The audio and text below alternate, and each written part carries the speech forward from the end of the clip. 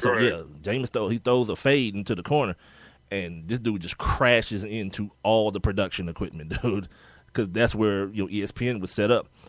So that was a thing. But getting back to young Jameis, he actually talked to those guys after he was done. He was done working out. Oh, and too, Rob, he has a new chain too. It's not the tight chain anymore. He has a long. Yeah, he wore it. Yeah, he wore it while he was working out. Yeah, he's a long chain now. So this kid is growing up. You got that young chain out of there. You got an adult, mature. It's still thin though. I think it's a rope. I think it's a rope, dude. Like, I mean, whatever. What do you expect? He's Bessemer, man. Population. Who gives a damn? If he want to impress me with the jury, he needs to go back. Like, go throwback, like, to the Bobby Bowden early 90 days. Like, if he really wanted to impress me with the jury, those guys. Them thick ropes, thick Deion ropes with the big gold cross on it.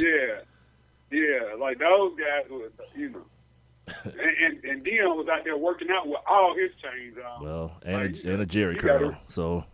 Yeah, you got to really break it if you want to impress me, brother. Don't go that far back. But yeah, everyone was at this pro day, man. Like not all the GMs, but every team was represented at this pro day. Something like 100 and something people came out to see Jameis throw the ball. He talked about the pro day atmosphere and how he feels about it. I was out there competing. Like, this atmosphere right here, I'm so happy that people came out. You know what I'm saying? I love atmospheres like this because I'm a big-time player and when I make big-time plays, and I love these things. I love him, dude. There he is. I love Jameis, dude. Do you hear this, dude? There he is. Do you hear this man? You know what? Because I'm a big-time player, and I make big-time plays, and I'm from Bessemer. Yep. I love him, dude.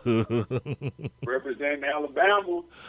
Oh, like I told you, man, like he's the dude who thinks that everyone sees him the way he sees himself. Like, he doesn't see anything wrong with saying that, dude. With saying anything like that. I wonder if he's Freddie Coleman's favorite player. Why? Why would he be Freddie Coleman? ESPN. Why would he be Freddie Coleman? You know he's from Bessemer. You know he's from Bessemer too. I didn't know that. Nah, Freddie Coleman's not from Bessemer. Mike Hill's from Bessemer. Mike Hill. Yeah, Mike Hill's from Bessemer. Yeah. Nah, Freddie Coleman's from like New York or something. Yeah, that's right. Yeah, Mike Hill. Yeah, Mike Hill's on Fox Sports 1 now. He's moved on. Yeah, I've seen it. But they also asked Jameis about being the number one pick in a month from now. It's important, but I just want a chance. I want a chance to compete. You know what I'm saying? That'll be a blessing to my family being the number one pick, but I want to compete. I want to go into a program and earn a spot and compete with those guys and have fun. You damn right. You damn right. I just want to compete. Nothing brings joy to me than seeing just young arrogance, dude, because he's just young and without a care in the world. I remember we had these conversations about Cam Newton, right? And when what's his name? Isaac Gilzaki? What was the guy's name that writes those write-ups on these players before the draft? I think he works for Yahoo or Sporting News or somebody. Either way, he talked about Cam having this just disingenuous smile and all this kind of stuff. And I feel the same way about that situation as I feel about this kid. Like, what does this kid have to be unhappy about? You know what I mean? Like, what in the world does Jameis Winston have in this world to be like, you know what? I don't feel too good about myself today. Nothing. Nothing. This dude, like, I'm about to be a millionaire. Right. Yeah, I'm sad. After I've won a Heisman and I've won a national championship at Florida State. Yeah. I'm cool. And I got this little chain on my neck. It ain't little no more. He got a grown man long chain now. So, again, part of the maturity process. Get you an adult chain. Kids out there.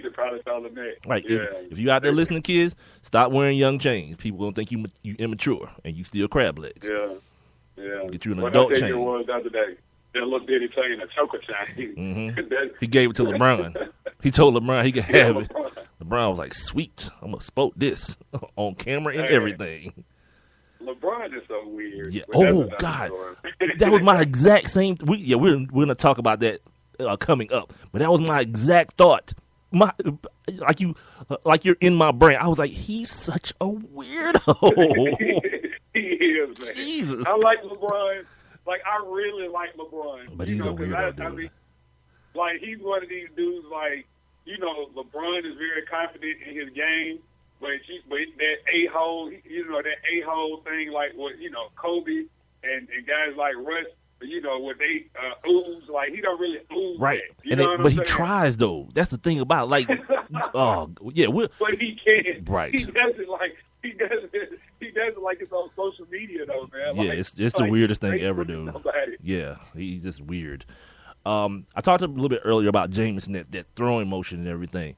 And while he was talking to Jaws and Sal Pal and McShay, Todd McShay, he actually alluded to, the work they've been doing on that throwing motion and why it's so important that he's doing it now. And he couldn't do it before because he was playing baseball. People don't realize I've never been a quarterback year-round. I've been a pitcher and outfielder. And as an outfielder, you got to have a long release. Oh, yeah. As a pitcher, you got to be long and smooth to the plate. Now I'm a full-time quarterback, and I got a chance. I done had the best feet I done had in a long time. I'm telling you. At Florida State, we worked on a lot of footwork, but during the off-season when everybody else working, I'm playing baseball. So this is my first time being a quarterback year-round, and I'm looking forward to that for the rest of my life. Sometimes it don't even sound like a real person talking. Like it's a Saturday Night Live skit or something. Yeah, this is the first time my feet done felt good. Oh, my God. Yeah. Dude, I love this dude, man. Like, I don't know what kind of quarterback he's going to be or how good he's going to be or whatever. But, God, just give him a long enough career where he can just keep entertaining me. When people just keep on asking him questions. Like, he did a sit-down right before we got on the air, and I couldn't start recording it fast enough to be able to get it so we could play some of it. But, oh, my Lord, he is a special young man. He is a special, special young man. And, again, to have that, he's like the Robbie Rosenhaus. No one knows what I'm talking about but you. But he's like the Robbie Rosenhaus of quarterbacks. And I'll explain who Robbie is. He's this huge human being. He's like a big fat dude, but he has no shame.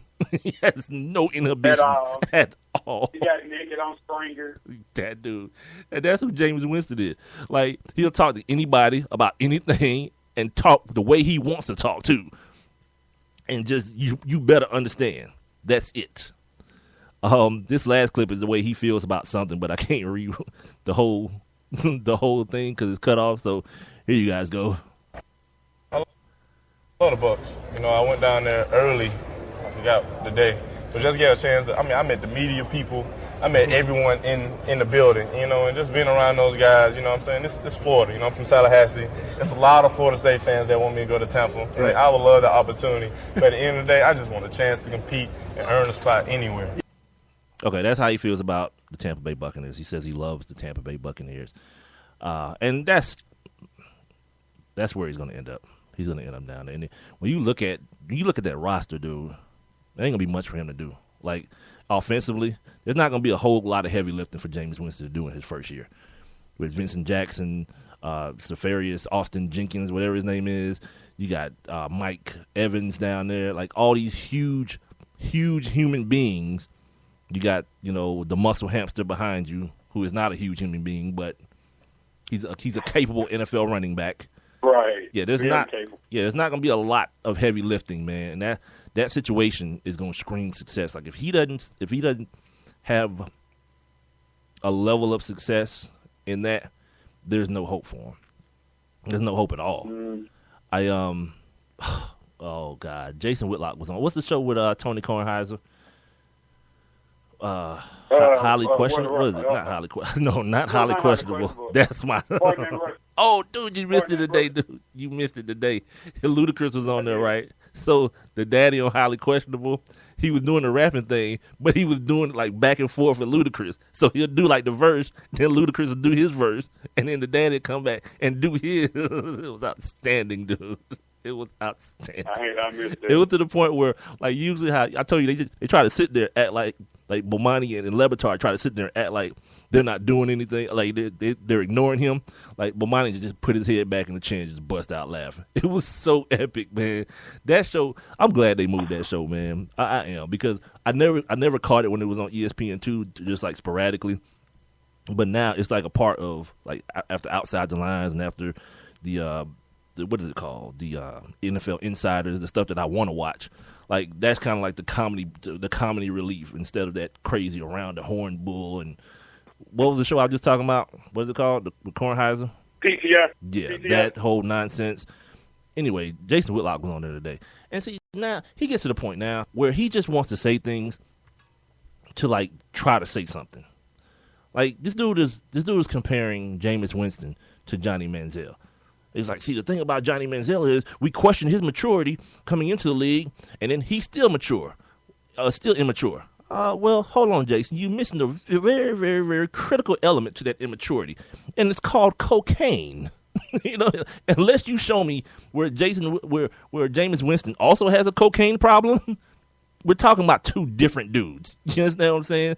You're talking about one dude who walked out of a store with some crab legs and stood up in the lunchroom and said something, and at one point had like a BB gun fight with some teammates, and another dude who, again, is on cocaine. You understand what I'm saying? It's kind of different. You know, I mean, it's just, just a little difference there. I don't understand that propensity to just, to want somebody to fail. You know what I mean?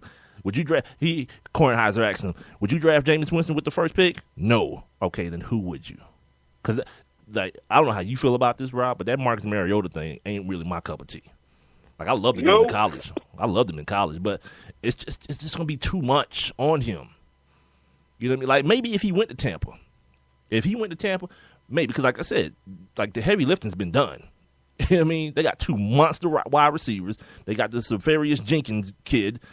They got a decent running game with Doug Martin. But with the number 2 pick, this dude ends up in Tennessee. Yeah, good effing luck.